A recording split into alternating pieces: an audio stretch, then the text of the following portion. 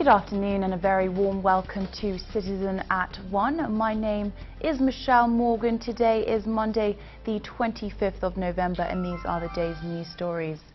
The Assembly of State Parties to the Rome Statute will, for the second time, discuss an amendment to the ICC rules and procedures to allow President Uhuru Kenyatta and his deputy William Ruto to attend trial via video link. The meeting will be a closed session, but sources privy to the workings of the Committee on Amendments to the Rome Statute indicate that there was an overwhelming support for the proposed changes. Francis Kashuri will be giving us more details on that story a little bit later on in our bulletin. Now moving on to other stories, and Deputy President William Ruto jetted back into the country last evening after his trial at the International Criminal Court was postponed to January next year. The Deputy President was received by members of Parliament led by the Majority Leader in the National Assembly, Aden Duale. The trial facing the Deputy President and journalist Joshua Arap Sang was postponed following a request by the prosecutor's office to put off the case until January 2014 after a number of witnesses lined up to testify before the Christmas break failed to show up.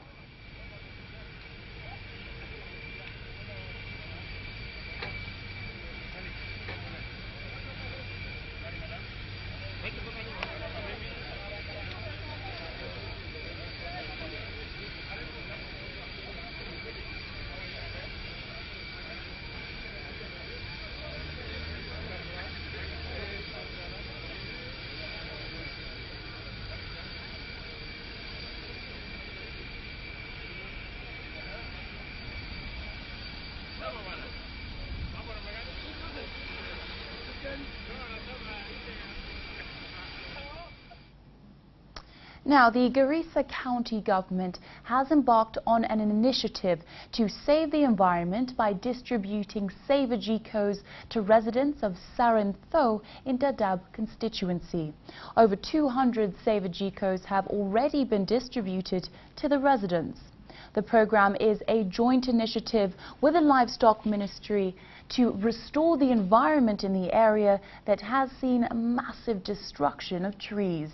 The ministry plans to plant over 10,000 trees. The GECOs were handed over to residents by the county executive member, Hubi Hussein. It reduces the risk of women going to the bush, the risk of being raped, the risk of being attacked by wildlife animals. It's like a comprehensive program that is taking, and then this will also save the environment. We have a problem, a big problem in the world, that environment is being degraded, especially here in the Dadaab area, because of the refugees who are around here. Now, police in Bahati Nakuru have arrested a 38-year-old father of two who is alleged to have stabbed his wife to death in the Kiamani village in Engoshura last night. According to a relative, the man descended on his 34-year-old wife with a sword, stabbing her 3 times at midnight. The two are said to have quarreled after Kamau arrived home drunk after spending a whole day in a changaden. After the incident, residents held demonstrations, pouring litres of changa and burning apparatus, which they say was used in preparation of the illicit brews. Now, according to the locals, a local administration led by the area senior chief have failed to contain the sale of illicit brews.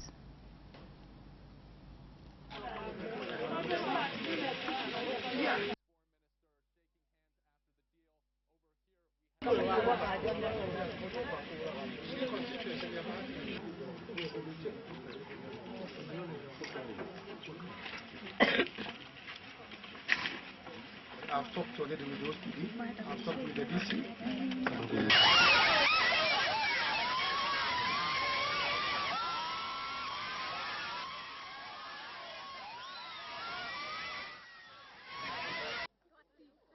Now, chief wamaliza hii pombe, tumeenda huko safari tatu. going to walk door to door because in these areas they are known. Tunajua kama hapa iko familia wa mama waine na familia yao ndugu yake wale wanapika hiyo. Inajulikana. Hata ukiuliza chief wanajua. Lakini kwa sababu ya corruption ya kusunguka kuchukua pesa, wanachukua pesa. Ukitengeneza unaenda kuwashika polisi wenyewe wao wako hapa. Wanapiga simu ili wale watu wanapiga pombe waondoke. Traffic for Nairobi's Central Business District has for many years remained a nightmare for many road users. But that could soon be a thing of the past if the Nairobi County Government and its partners complete the setting up of a new traffic control system. Chris Mangombe spent the day with Nairobi County Executive in charge of Public Works, Roads and Transport, Evans Ondieki, and got a preview of the challenge faced by county governments in returning sanity to city streets.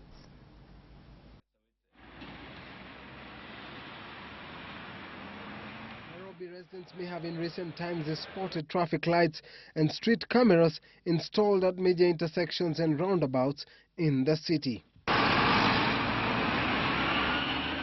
Part of a new initiative by the county government to deal with an age-old problem. Being a Sunday, we opted to visit some of the troubled spots in the city center, accompanied by Nairobi County Executive in charge of Public Works, Roads and Transport, Evans Ondieki. You can see this is Ronald Ngara Road. We can't move for the last 30 minutes and it is packed, and not that there is traffic. It is only that some few drivers have decided to block the road until they fill their buses. And the bus is not one, the buses are more than 10. It is a picture that is replicated right across the CBD. At Ronald Ngala Street, buses occupy both lanes, making it near impossible for motorists to operate. What Ondieki says is unsustainable in the long term. There is no option.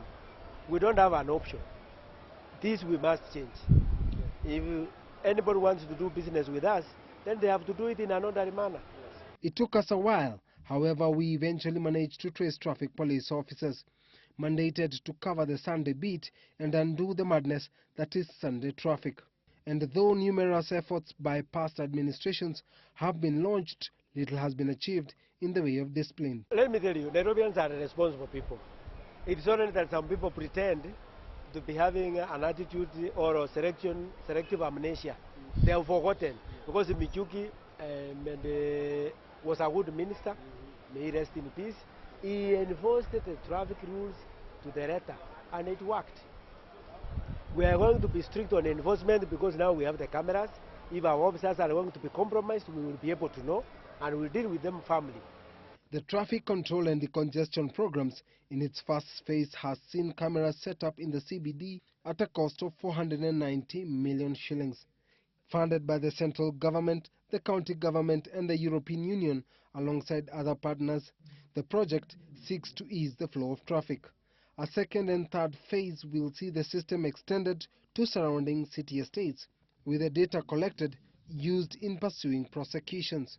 For Nairobi residents, the system spells good fortune. Once it is complete, the traffic lights will allow motorists to move from Westlands to the Nyayo Stadium roundabout in under 2 minutes. The 5 seconds are distributed on 20 seconds for each corridor in the junction. And it is synchronized such that that can be the case from Westlands to Nyayo Stadium. So that if the lights are green, then they are all green up to Nyayo Stadium. The system that is in its last stages of installation is expected to be up and running in the first week of December. The system, once complete, will be used in crime prevention as data collected includes general street views, with a 24-hour surveillance system supported by a metropolitan police force who are currently undergoing training.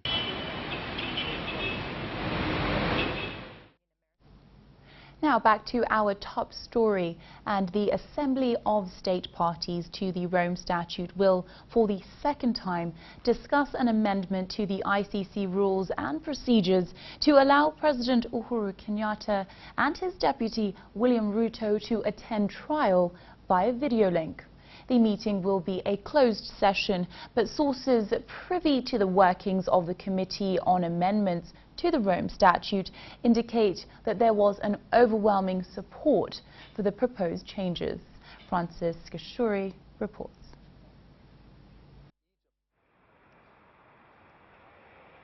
Delegates from 122 states that are signatories to the Rome Statute are still at The Hague, Netherlands, for the 12th Assembly of State Parties to the Rome Statute.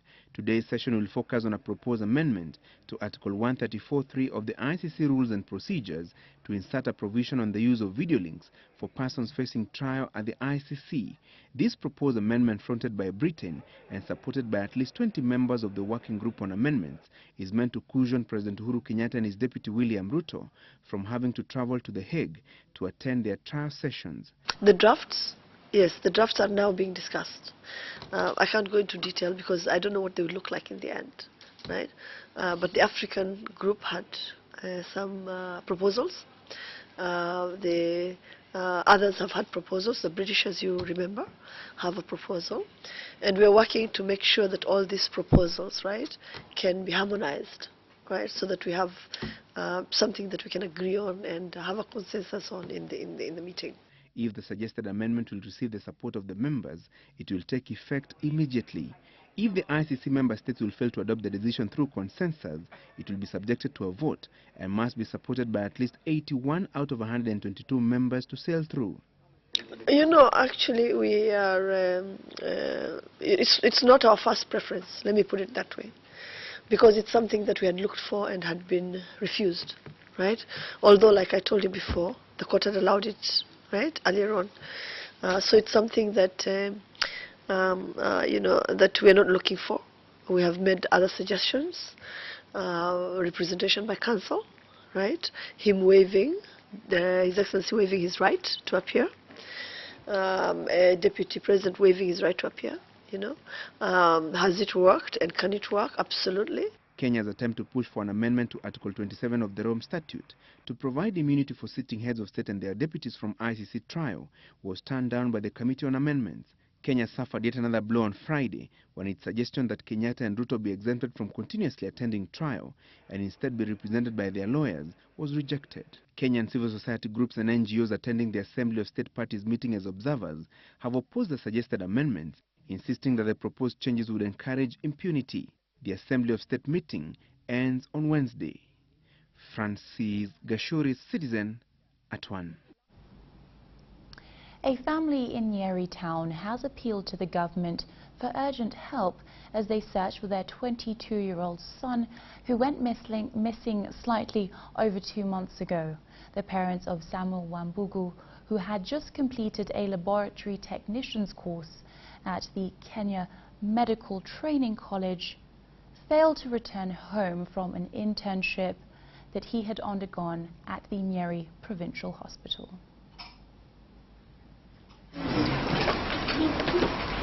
At Nyeri town's Blue Valley estate, a tale of a family's unending agony and their silent hopes that they will soon find their missing son.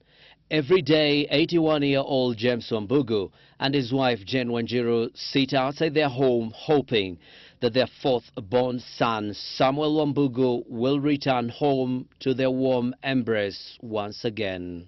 Sasa huyu mtoto alitoka hapa tarehe 20 mwezi wa 9.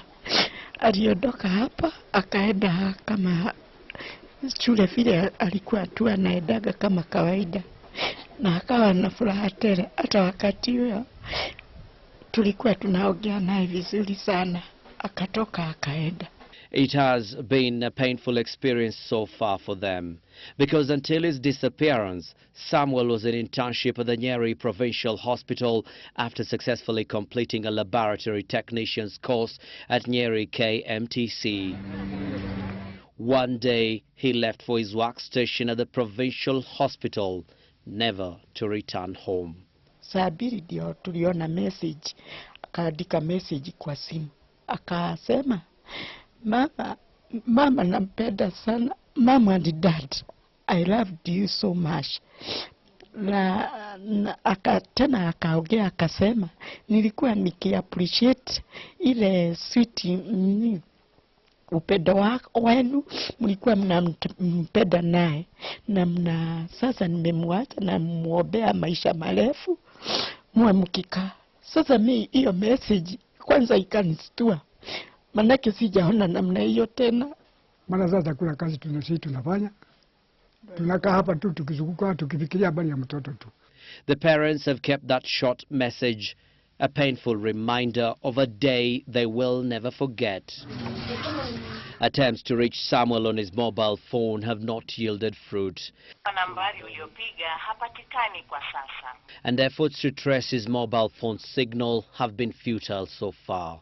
The parents say they have, with the assistance of the police, looked for their missing son in Nakuru, Mombasa, Nairobi and parts of Nyeri County, where his phone signal was last traced before it went off. They say they have spent over 100,000 shillings in the process. For now, they cling to this picture, a sign of the fond memories they have of a son they say was loving and caring, one whose last phone message respectfully reminded them of the love he had for them. They want him home soon, and they're appealing to any member of the public to assist them trace him. And they've called on the government to step in and help end the heartache and bring to a successful end their search for a son they dearly love. Abdi Osman, Citizen at 1. Now, Kenyan law prohibits children from working, yet the government has done little to enforce this prohibition, especially when it comes to mines where child labour is exploited. Government officials rarely inspect